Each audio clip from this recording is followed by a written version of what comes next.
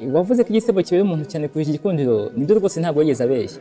Ibyabaye kuri Yampano umuhanzi wacu twese dukunda kandi twubaha ko impano idasanzwe, ntabwo ari inkuru isanzwe mu myidagaduro yacu gusa, ahubwo ni inkuru iryamiye byinshi. Byari bimaze iminsi bivugwa cyane bivuzwa hano ku mbuga nkoranyambaga no mu binyamakuru bitandukanye, none ubu ngubu byamaze kuba impamo.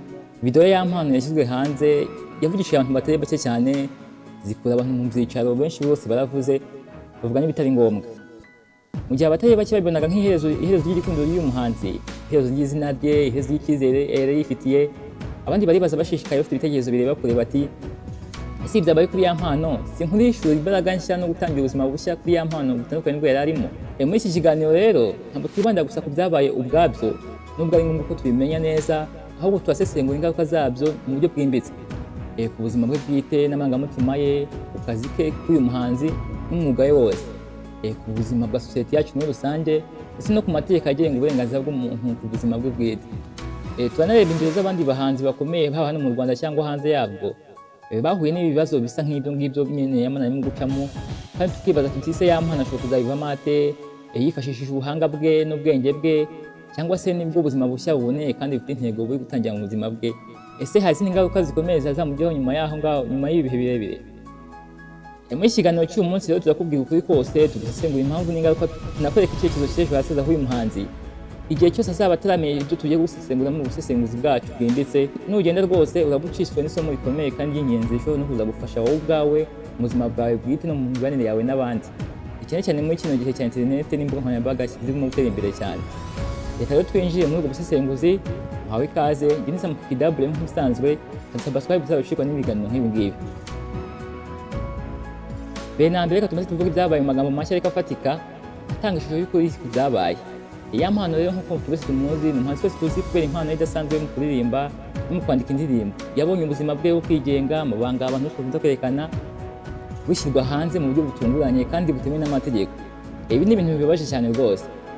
Kuva mu mpera z'icyumweru gishize, ibiganiro ku mbuga zashimuswe na Yampano, izina rye cyane cyane n'ibyavugwaga cyane cyane mu bice bitandukanye, ariko nyuma y'amatsiko menshi nibwo amashusho y'iminota 10 yaje kujya hanze. Yampano n'umukobwa bari basigaye babana mu bikorwa by'abashakanye.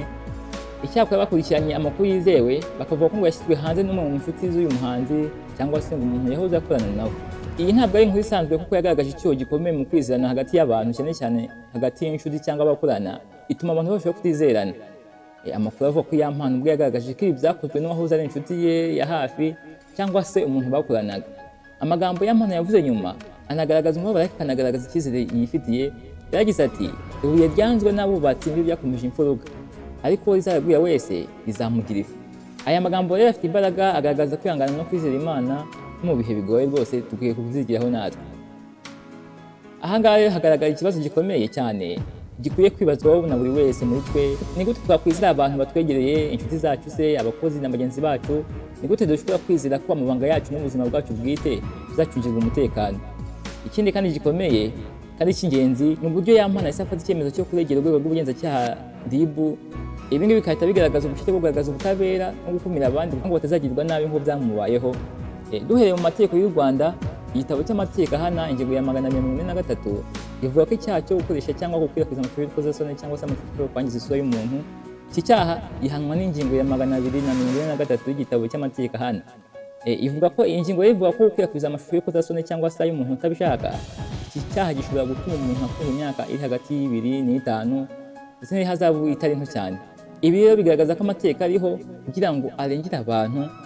Nawe rero nuhohoterwa ntuzabyicarane kuko urabona ko ino ngingo yakurengera. Noneho rero reka turebe ingaruka z'iki kibazo cyabaye kuri Yampano. Ingaruka zishobora kuvamo zishobora kuba ebyiri. Izo tubona ako kanya zihita zigenda vuba zigahita zishira, ariko zigagusigira bikomeye cyane. Hari n'izindi zitinda zigatinda kuza ariko zigakomeza kukugiraho ingaruka mu gihe kirekire. Ingaruka za vuba rero zihita zigaragara ako kanya. Icya mbere ni icyasha mu izina n'umwuga. Umuhanzi Yampano ubu ngubu izina rye riri gufata indi ntera mu bice bimwe na bimwe bya sosiyete. Bamwe bakamunenga bikomeye, abandi bakamwumva, abandi bakamushyigikira. Ibi rero bitera urujijo mu bantu, ese bigatuma abantu bamwe na bamwe batakaza icyizere kuri we, kuko burya izina ry'umuhanzi ni ngombwa cyane mu buzima bwe bwa buri munsi no ku muryango we no mu gihe kizaza. Ndetse icya kabiri ni ihagarikwa ry'ibikorwa no gutakaza abaterankunga, zingaruka zishobora kumugiraho n'ubuzima bwe bwite n'amarangamutima ye. Uku guhungabana kw'ibanga rye ndetse n'ibitekerezo bibi by'abantu bishobora kugira ingaruka zikomeye ku buzima bwe bwo mu mutwe, amarira akaba mu bana menshi, agahinda kakamwica ndetse no kwicuza bikomeye bishobora kumufata bikamutera kwiheba. Abahanzi nabo burya ni abantu bafite amarangamutima nk'ayacu. Izi ngizi rero tumaze kuvuga ingaruka z'igihe gitoya ariko n'izindi ngaruka z'igihe kirekire kandi zo zifite agaciro karambye cyane. Kimwe muri byo rero ni uguhindura imyifatire ya sosiyete. Iyi nkuru ishobora kuba isomo rikomeye cyane ku rubyiruko rwacu ndetse n'abantu bakuru muri rusange. Ni ikimenyetso kigaragaza ko kwizera abantu bose atari byiza ndetse no kwitondera ibyo dushyira kuri interineti cyangwa abo duha telefoni zacu cyangwa n'ibyo dusharinga abandi. Icya kabiri ni ugukomeza gukora umuziki mu bundi buryo ariko bufite imbaraga. Hari abahanzi benshi bagiye babona ibibazo nk'ibi ngibi ariko bakabivamo bafite imbaraga nyinshi, izina ryabo ryakomeye kurushaho.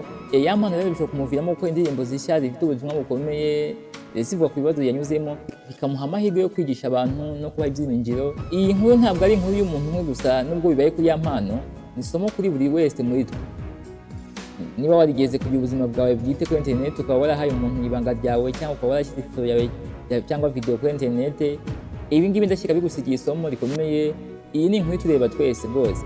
Yampano ntabwo ari we wenyine uhuye n'iki kibazo gikomeye cyane.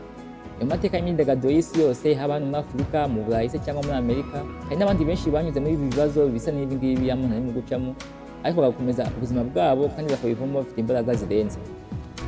Hari umuhanzi wagize video ze zishyirwa hanze mu buryo butemewe, bimutera agahinda gakomeye, ariko nyuma y'igihe runaka yaje kubivamo akora umuziki w'uko yakoraga mbere ndetse unamwinjiza amafaranga menshi kuko yamenyekanye cyane kurushaho. Hari n'undi muhanzi nawe wahise uhindura ubuzima bwe bwite, umuvugizi ukomeye mu kurwanya ihohoterwa ryo kuri interineti ndetse no kurengera ubuzima bw'abantu ku buzima bwabo bwite. Ubu nawe yashyize imbere ubuvugizi mu kurengera abandi bahohotewe kandi ubu n'ijwi ry'abatishoboye, numva ko nawe byamugize umumaro. Hari n'abandi bashakanye bakoranye ibintu nk'ibyo ngibyo bigashyirwa hanze mu buryo butemewe n'amategeko, ariko bagakomeza kubana kandi bagahagarara bwuma, bakereka abantu ko urukundo rwabo rukomeye kurusha amagambo mabi cyangwa ibitekerezo bya rubanda. Kandi ubu ngubu urukundo rwabo rurakomeye. Izi rero ni ingero ziduha icyizere n'ubwo ibintu bishobora kuba bibi, habaho inzira yo kubivamo. Kandi umuntu ashobora gukomeza ubuzima bwe nubwo abantu baba bari kumuvuga. Izo ngizo ntazitaho bikamubera imbaraga zo guhindura uburyo yakoragamo ibintu cyangwa se guhanga ibindi bintu bishya. Igikuru rero ni uburyo umuntu ahangana n'icyo kibazo, uburyo yemera kwihangana n'uburyo sosiyete imufata, kuko uburyo zamufataga birahinduka. Ni ngombwa rero nkatwe tw'abafana nk'abaturage busanzwe twumva ko icyo kibazo tugasobanukirwa impamvu byabaye kandi tukamushyigikira ndetse tugashyigikira n'undi muntu wese wahuye n'icyo kibazo nk'ingibi aho kumwitira amagambo. Yampano rero hari ibyamufasha, harimo gukomeza kugana inkiko. Icya mbere kandi cy'ingenzi, Yampano agomba gukomeza kugana inkiko kuko ariho kuri kuzagaragarira kandi akabona ubutabera. Ibi ngibi bizanakira n'abandi urubanza bibabera isomo kugira ngo batazongera gukora amakosa nk'aya ngaya y'inshuti ya Yampano yamukoreye witwa Pazo. Ikindi kintu Yampano akwiye gukora ni ukwita ku buzima bwe bwo mu mutwe. Muri kino gihe abafana barimo kumuvuga, imiryango n'inshuti ye batarimo kumureba neza, agomba kwibanda ku buzima bwe bwo mu mutwe, akareba abantu b'abahanga mu mitekerereze bakamufasha guhangana n'agahinda no kwicuza n'ibindi bibazo bishobora kumugeraho. Ikindi agomba gukora ni ukwifata neza mu ruhame, akereka abantu ko yigiye ku makosa ye cyangwa ko atari uri mu makosa, akabibereka ahubwo ko yahohotewe kandi itakwiriye ubufasha. Hari abantu bamwe na bamwe bagenda bakeka ko ari we wigize uruhare kugira ngo amashuri ajye hanze.